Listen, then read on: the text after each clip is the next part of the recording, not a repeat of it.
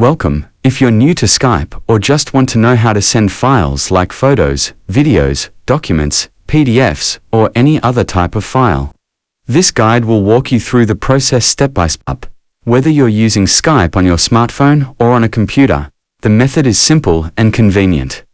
Let's begin. Start by launching the Skype app on your Android or iPhone. Make sure you're signed in to your Microsoft account. From the home screen, tap on the Chats tab and select the person or group you want to send a file to. If you haven't chatted with them yet, use the search icon at the top and enter their name to find them. Inside the chat screen, look for the plus icon or paperclip or attachment icon, usually found near the typing area. Tap on it. A menu will appear with several options. You can select Attach to browse and select the document or file you want to send. Once you tap the file, Skype will upload it.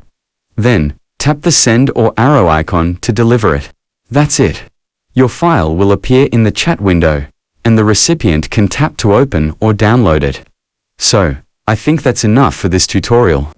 If you have any questions, please let me know in the comments sections below. And if this video helped you out, don't forget to give thumbs up and subscribe to this channel for more tutorial video. Thanks for watching, and see you on the next video.